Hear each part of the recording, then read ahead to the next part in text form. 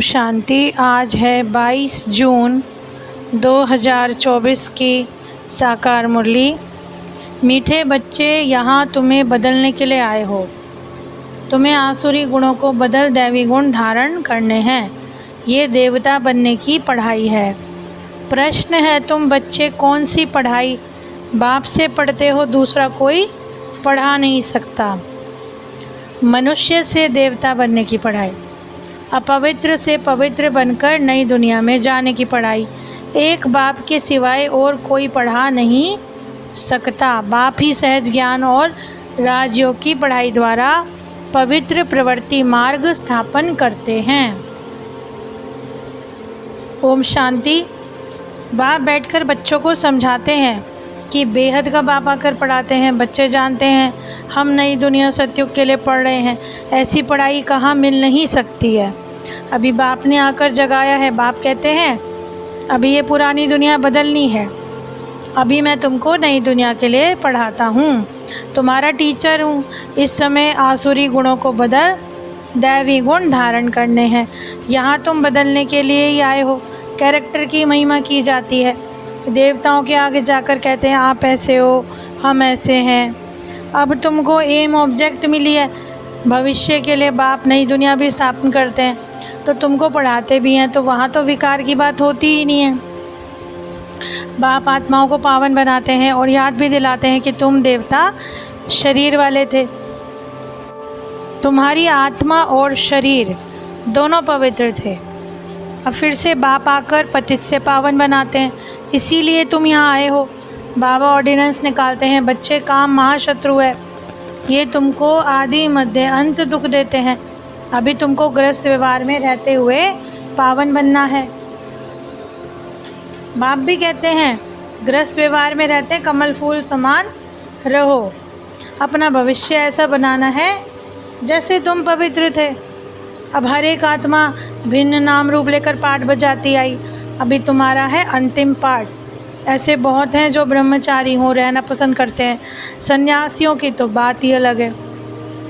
गृहस्थ में रहने वाले भी बहुत होते हैं जो शादी करना पसंद नहीं करते। शादी करना, फिर बाल बच्चे आदि संभालना, ऐसी जाल फैलाए क्यों जो खुद ही फंस पड़े। तो ऐसे बहुत हैं जो यहाँ भी आते हैं। 40 साल हो गए ब्रह्मचारी रहते, स्वतंत्र रहना पसंद करते हैं, तो बाप उनको देखकर खुश होते हैं। ये तो है ही बंधन मुक्त। बाकी रहा शरीर का बंधन, उसमें देह सहित सबको भूलना है। तो सिर्फ एक बाप को ही याद करना है। निराकार शिव को देहधारी तो है नहीं, वो उनका नाम है शिव। शिव के मंदिर भी हैं। आत्मा को पाठ मिला है 84 जन्मों का। तो ये अविनाशी ड्रामा है, इसमें कुछ भी बदली हो नहीं सकता है। पवित्र प्रवृत्ति मार्ग था, अभी तो अपवित्र प्रवृत्ति मार्ग है। 84 जन्मों में भिन्न भिन्न नाम रूप बदलता आया। तो बाप ने बतलाया है मीठे मीठे बच्चों, तुम अपने जन्मों को नहीं जानते हो। मैं तुमको 84 जन्मों की कहानी बताता हूँ। ज़रूर पहले जन्म से समझना पड़े।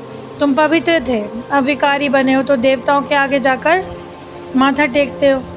भारत में तो अथाह चित्र बनाए हुए मनुष्यों की अनेक मतें हैं। शिव के भी अनेक नाम रख दिए। असल में उनका एक ही नाम है, शिव। ऐसे भी नहीं कि उन्होंने पुनर्जन्म लिया तो अब नाम फिरते जाते हैं, नहीं। मनुष्यों की तो अनेक मतें हैं तो अनेक नाम रख देते हैं। शिव भगवान उवाच, मैं तुमको राजाओं का राजा बनाता हूँ। अभी तो कोई राजा रानी ही नहीं है। कितने लड़ाई झगड़े आदि होते रहते हैं। तो ये है कलयुग, आयरन एज वर्ल्ड। तुम गोल्डन एज में थे, अभी फिर पुरुषोत्तम संगम युग पर खड़े हो। बाप तुमको पहले नंबर में ले जाने के लिए ही आए हैं। सबका कल्याण करते हैं। तुम जानते हो हमारा भी कल्याण होता है। पहले पहले हम सतयुग में जाएंगे। बाप कहते हैं सबको पवित्र बनना है। तुम हो ही पवित्र देश के रहने वाले, जिसको निर्वाण धाम कहा जाता है। वाणी से परे सिर्फ अशरीरी आत्माएं रहती हैं। बाप तुमको वाणी से परे ले जाते हैं। ऐसा तो कोई कह नहीं सकता कि मैं तुमको निर्वाण शांति धाम में ले जाता हूँ। नई दुनिया की स्थापना और पुरानी दुनिया का विनाश करने के लिए भगवान को यहाँ आना पड़ता है। शिव जयंती भी मनाते हैं। तो क्या आकर करते हैं, कोई बतलाए। जयंती मनाते हैं तो ज़रूर आते हैं ना, रथ पर विराजमान होते हैं। अभी तुमको पवित्र दुनिया में जाना है तो बाप बतलाते हैं, अभी संगम युग पर जो तुमको पढ़ाई मिलती है वही कल पहले मिली थी। मनुष्य से देवता बने थे, गायन भी है, मनुष्य से देवता किए करत ना लागी वार। तो ज़रूर बाप ही बनाएंगे। अब बाप आकर फिर पवित्र प्रवृत्ति मार्ग का बनाते हैं। ऊंचे ते ऊंचा बाप कितना श्रेष्ठ है, क्योंकि बाप की है ही श्री श्री, अर्थात श्रेष्ठ से श्रेष्ठ मत। हम श्रेष्ठ बनते हैं। श्री श्री के अर्थ का तो किसी को पता ही नहीं है। एक शिव बाबा का ही टाइटल है, परंतु वह फिर अपने को ही श्री श्री कह देते हैं।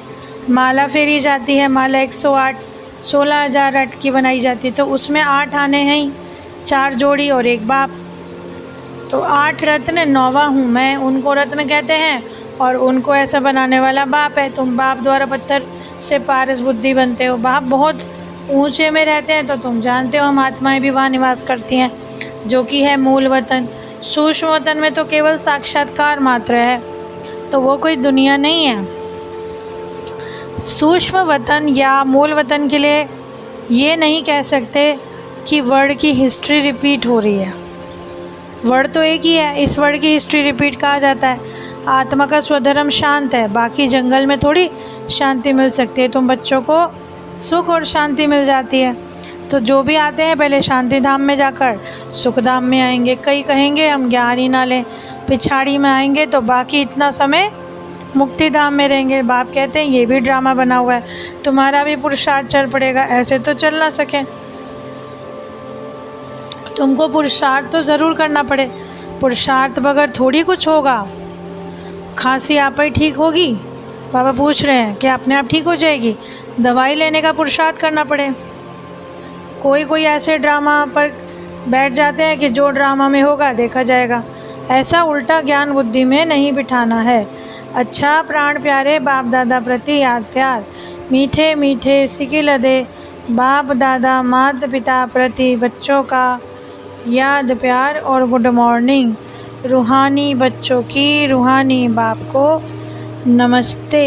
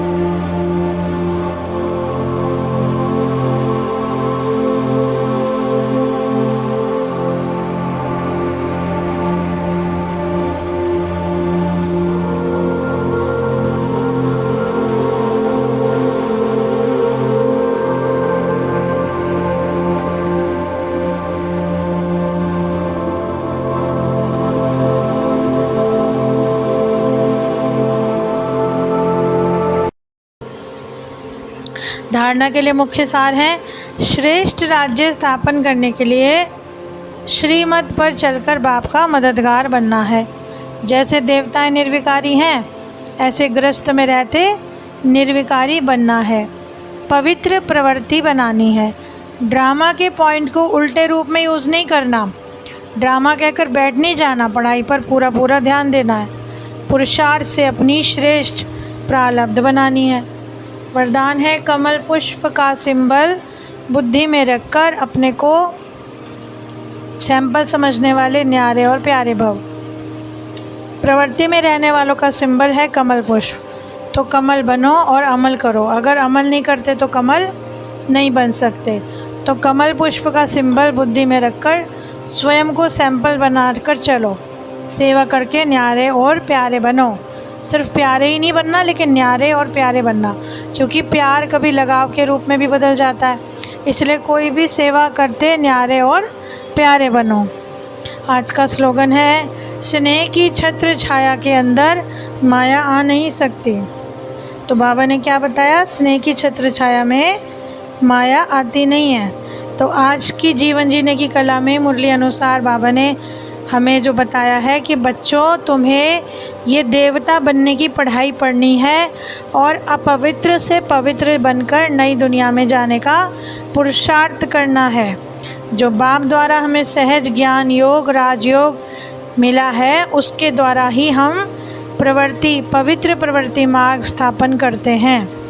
तो बाबा ने क्या बताया कि आज के समय में इतना काम महाशत्रु है कि जो सभी तरफ व्याप्त है, सभी देह को देखते हैं, परंतु बाप उनको देख कर खुश होते हैं जो बंधन मुक्त हैं।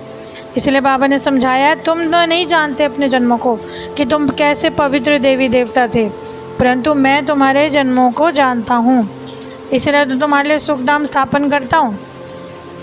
उसके लिए हमें भी पुरुषार्थ करना है।